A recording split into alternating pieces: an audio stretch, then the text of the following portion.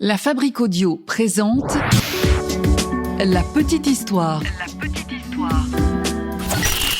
www.lafabriqueaudio.com. Aujourd'hui, nous allons nous intéresser à Bartholomew Roberts. C'est l'un des pirates qui a inspiré le personnage de Jack Sparrow dans le film Pirates des Caraïbes, mais aussi du Capitaine Crochet, ou bien encore du manga One Piece avec Bartholomew Kuma. Ça, c'est un des 7 capitaines corsaires qu'on peut retrouver dans ce manga. Et dans ce même manga, d'ailleurs, il y a aussi un autre personnage qui aurait été inspiré par Roberts. C'est le personnage de l'œil de faucon, qui est lui aussi un corsaire. Aujourd'hui, on va donc plonger dans les eaux tumultueuses de l'âge d'or de la piraterie et nous allons découvrir ensemble la vie fascinante de l'un des pirates les plus redoutables de tous les temps. Celui qu'on surnommait Black Bart aurait capturé plus de 400 navires. Alors attachez vos ceintures et préparez-vous pour un voyage palpitant à travers l'histoire. Aujourd'hui, on fait donc la connaissance de Black Bart, Bartholomew Roberts. Ah oui. Quelle histoire ça aussi. Salut tout le monde, bienvenue dans un nouvel épisode de La Petite Histoire. Je suis Florent Mounier, j'ai écrit et je narre ce podcast pour vous et c'est Sébastien Girard qui l'a mixé.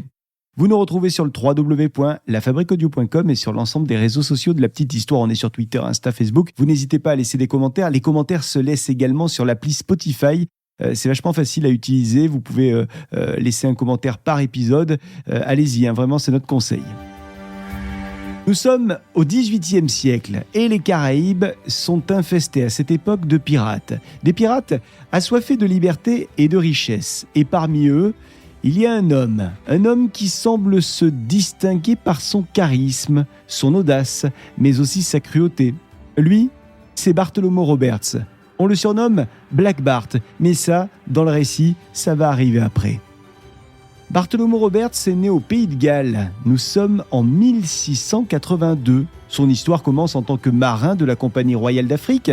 On est déjà en 1719 et Bartholomew a désormais 37 ans. Donc là, il n'est pas pirate. Sauf que il embarque en tant que second à bord du navire Princess, un navire destiné à transporter des esclaves, et ça va le mettre sur la route des pirates. Alors pour commencer, laissez-moi vous décrire Roberts. C'est un homme qui est toujours bien habillé. Il a d'excellentes manières. Il n'a pas de barbe. Roberts préfère être rasé de près, ça fait plus clean. Roberts ne boit pas d'alcool non plus. Les gens disent de lui qu'il a une belle écriture manuscrite. Roberts, il aime bien écouter parfois de la musique classique. Ça, là, la description que je viens de vous faire de cet homme, retenez-la bien, parce qu'elle ne va en rien changer au cours du récit. Oui, même en tant que pirate, Roberts va toujours rester ce même homme élégant, propre sur lui, en apparence en tout cas, même dans ses plus grandes années de piraterie. Alors que Bartholomew vogue donc sur les flots, son destin va soudainement basculer en juin 1719. Un jour, son navire, le navire sur lequel il est, le Princess, est capturé par un redoutable pirate. Lui, c'est Howell Davis. On est près de la Côte d'Or, ce qui correspond aujourd'hui au Ghana. Alors pendant de longues semaines, Roberts est donc enfermé avec d'autres de ses collègues dans les cales du bateau du pirate Howell. Roberts, il aurait pu avoir peur, sans doute qu'il a eu un petit peu peur. Mais avant tout, il est fasciné par ce qu'il voit, fasciné par la vie de pirate, une vie sauvage, une vie qui semble être une vie sans règles. Alors il observe du fond de la cale. Et un jour, dans cette cale, il y a Davis qui apparaît et qui vient parler à Roberts. Peut-être qu'il a senti en lui que Roberts avait une âme de pirate. Toujours est-il qu'il lui laisse 2 choix, la mort ou la vie de pirate. Bon, ni une ni deux, Roberts répond avec détermination « La vie de pirate, capitaine Davis. Je suis prêt à tout pour ma liberté. » C'est ainsi que Bartholomew Roberts va devenir un membre éminent de l'équipage de ce grand pirate Davis. Mais ça ne va pas durer très longtemps parce que un jour, leur flottille est prise en embuscade. C'est une embuscade menée par le gouverneur de l'île du Prince. Au cours de la bataille, Howell Davis est tué. Alors, Bartholomew Roberts, il a eu le temps en quelques semaines de montrer en quelque sorte son talent et sa supériorité au combat. Il a montré ça au reste de l'équipage. Et donc, un peu naturellement, il est élu capitaine du bateau pirate Royal Rover. C'est tout l'équipage qui finit par accepter qu'il soit le capitaine de ce bateau pirate. Roberts prend donc le commandement du navire et il décide d'hisser très haut le drapeau noir, symbole de la piraterie. Puis il se lance, Roberts, sur le pont du navire.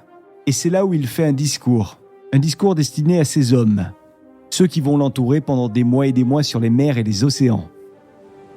Il vaut mieux être un commandant qu'un homme normal, puisque j'ai plongé mes mains dans l'eau boueuse et dois être un pirate. Alors le bateau pirate, qui est donc désormais au commandement de Roberts, quitte rapidement l'île du Prince. Et désormais, il fait route vers le Brésil. Alors au cours de ce trajet, inutile de vous dire qu'il va s'en passer des aventures. Roberts va donner par exemple l'ordre de capturer un navire hollandais, ou bien encore de couler un autre navire, un navire britannique, un navire qui transportait des esclaves. Un beau jour de 1720, la flottille de Roberts croise la route d'un convoi de 42 navires marchands portugais. Ce sont des navires qui sont escortés par 2 autres navires, mais ce sont des gros navires qui les escortent, des navires de combat. Chacun de ces 2 navires est équipé de 70 canons, rendez-vous compte. La protection est bel et bien présente. Mais peu importe, ça ne semble pas effrayer Roberts qui décide d'attaquer ce convoi. Bartholomew Roberts, que désormais on surnomme Black Bart, va sauter sur l'un de ses navires et il va donner à l'un de ses bras droits l'ordre de commander le navire en son absence. Ce gars-là, ce pirate, c'est Walter Kennedy. Alors la bataille fait rage et Roberts parvient enfin à gagner. Et ça tombe bien parce que à bord de ce navire se trouve une quantité importante de pièces d'or. Plus de 30 000 livres sterling. Pour l'époque, c'est énorme. Sauf que le Walter Kennedy, qui était censé veiller au grain en l'absence de son capitaine, il décide de s'enfuir avec le navire chargé d'or. Ok, pour un homme de confiance, on aurait pu trouver mieux. Peu importe, Bartholomew Roberts prend un autre navire, un navire auquel il va donner le nom de Fortune. Puis il s'enfuit. Il s'enfuit avec ce qui reste de son équipage. Et en plus, il faut qu'il se bouge pour échapper à un navire britannique qui s'est lancé à leur poursuite. Bref, c'est pas une vie de patachon. Les semaines passent, les mois même, et en 1720, le mois de juin, Bartholomew Roberts écume les côtes du Nouveau Monde. Ça fait déjà quelque temps qu'il est le boss sur le navire, et il a donc instauré de nouvelles règles sur ce navire. Tout d'abord, il annonce la couleur à ses collègues. Vous ne le verrez jamais partager sa cabine avec n'importe qui. Et puis il annonce également qu'il se refuse au viol, ce qui est rare dans le monde de la piraterie. Pendant qu'il est en train d'énoncer toutes ces règles, il présente également son fameux code de déontologie de la piraterie. C'est le code des pirates. Et voici quelques règles de ce code des pirates, un code des pirates qui va ensuite être utilisé par un grand nombre de pirates. Règle numéro 1. Chaque pirate peut donner sa voix dans les affaires d'importance. Règle numéro 2. Outre leur portion ordinaire de butin, chaque pirate aura une chemise de toile. Mais s'il cherche à dérober à la compagnie de l'argenterie, des bijoux ou de l'argent d'une valeur d'$1, ils seront abandonnés sur une île déserte. Si un homme en vole une autre, on pourra couper à un homme le nez, les oreilles et le déposer à terre à quelque endroit inhabité et désert. Règle numéro 3. Il est interdit sur le bateau de jouer de l'argent aux dés ou aux cartes. Règle numéro 4. Les lumières et les chandelles doivent être éteintes à 8 heures du soir. Ceux qui veulent boire, passé 7 heures, doivent rester sur le pont sans lumière. Règle numéro 5. Les hommes doivent avoir leurs fusils, leurs sabres et leurs pistolets toujours propres et toujours en état de fonction. Règle numéro 6. La présence de jeunes garçons ou de femmes est strictement interdite. Celui que l'on trouvera en train de séduire une personne de l'autre sexe et de la faire naviguer déguisée sera puni de mort. J'en profite pour vous rappeler qu'on a fait un épisode spécial dans la petite histoire sur ces pirates travestis des femmes qui se déguisaient en hommes pour souvent tenir compagnie à des pirates hommes ou alors pour tout simplement vivre elles aussi une aventure de pirates. Règle numéro 7. Quiconque déserterait le navire ou son poste d'équipage pendant un combat serait puni de mort. Règle numéro 8. Personne ne doit frapper quelqu'un d'autre à bord du navire. Règle numéro 9.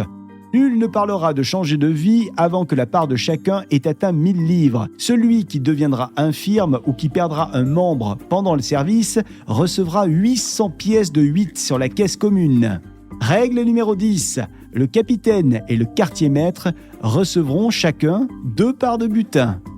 Règle numéro 11. Les musiciens auront le droit de se reposer le jour du sabbat. Les autres jours de repos ne leur seront accordés que par faveur. Voilà donc pour ce code des pirates, un code de la piraterie qui était scrupuleusement respecté. Alors, toujours cette année 1720, on peut dire que Roberts a déjà un joli palmarès. Ces dernières semaines, il a capturé 150 bateaux de pêche. Il a pu détruire également de nombreuses constructions et machines. Et puis, il a également capturé une galère avec 18 canons. Et il l'a même échangé contre un navire français qui possède, lui, 28 canons. Il va s'en faire son nouveau navire, un navire qu'il va renommer le Royal Fortune. Bartholomew Roberts continue sa route vers le sud. Une route sur laquelle il croise plein de navires. Des navires qu'il pille. Au moins une douzaine de navires marchands britanniques. Et en septembre 1720, Roberts atteint enfin les Antilles. Quand il arrive au port, c'est pas pour s'y faire des copains. Black Bart met tout de suite les petits plats dans les grands, comme on dit, en capturant un navire qui est dans le port. Et il en coule 2 autres qui sont là aussi. Le gars ne perd jamais de temps.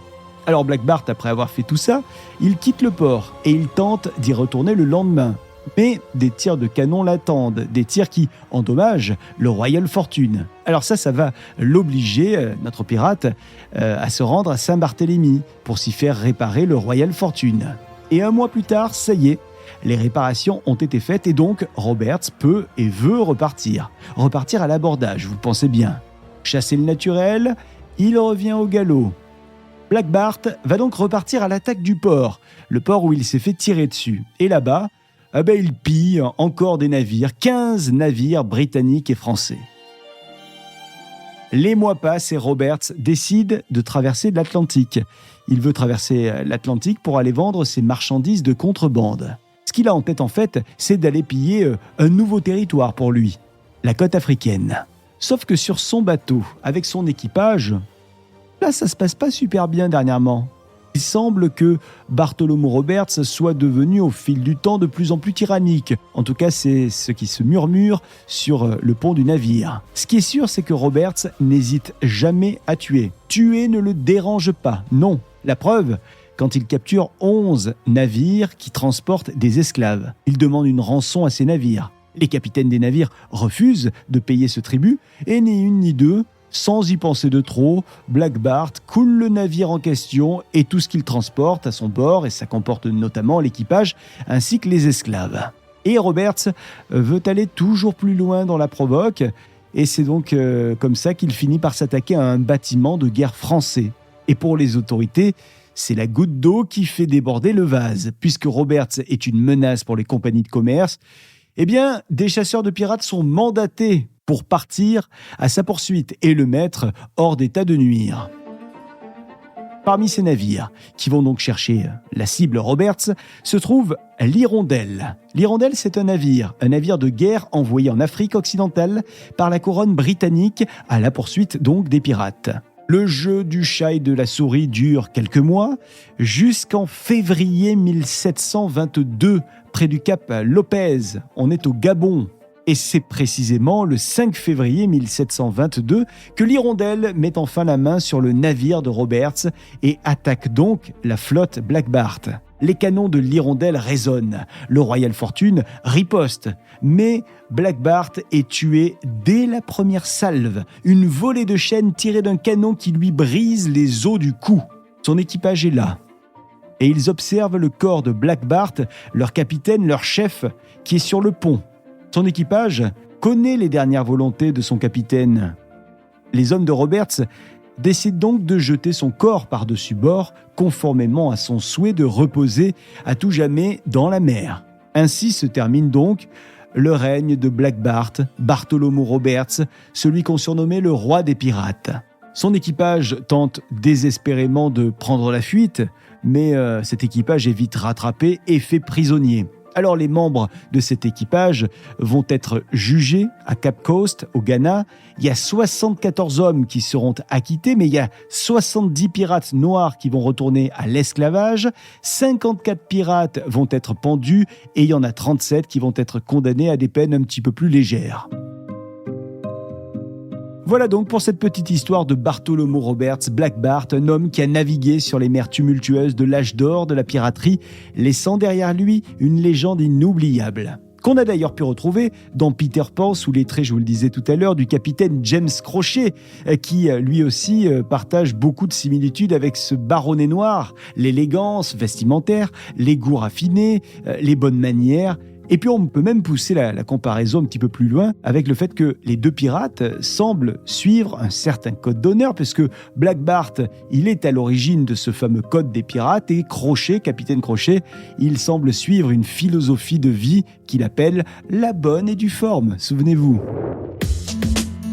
J'ai donc eu le plaisir d'écrire cette petite histoire consacrée à Black Bart, la légende des océans, une petite histoire mixée par Sébastien Girard. Merci de l'avoir écouté. Si cet épisode vous a plu, la seule chose qu'on vous demande, c'est de liker, partager, commenter sur les réseaux sociaux, commenter également sur les plateformes de podcast et notamment sur Spotify. C'est extrêmement simple d'envoyer des petits messages et on essaye de les lire très régulièrement, ces messages, notamment dans nos épisodes. Donc de temps en temps, on peut vous faire des bonjours dans ce podcast de la petite histoire. Et puis si vous avez envie qu'on fasse une petite histoire consacrée à un personnage auquel vous pensez, n'hésitez pas à nous le signaler, on tâchera de vous faire plaisir. La Fabrique Audio présente La Petite Histoire. Vous souhaitez devenir sponsor de ce podcast ? Contact @lafabriqueaudio.com. Avant de se quitter, je vous rappelle deux choses. Première chose, la Fabrique Audio crée des contenus audio, des web radios, des podcasts pour les marques, les entreprises, les collectivités, les associations. On crée pour vous ou avec vous, en vous accompagnant. Si vous avez envie d'en savoir plus pour imaginer ensemble un podcast à votre image, n'hésitez pas à vous envoyer un mail contact@lafabriqueaudio.com. Je vous rappelle également qu'il existe désormais 3 chaînes de la petite histoire. La petite histoire générale, mais aussi la petite histoire du paranormal et puis la petite histoire du cinéma, une chaîne dans laquelle on glisse toutes les petites histoires en lien avec les films et les séries que vous kiffez. À très vite.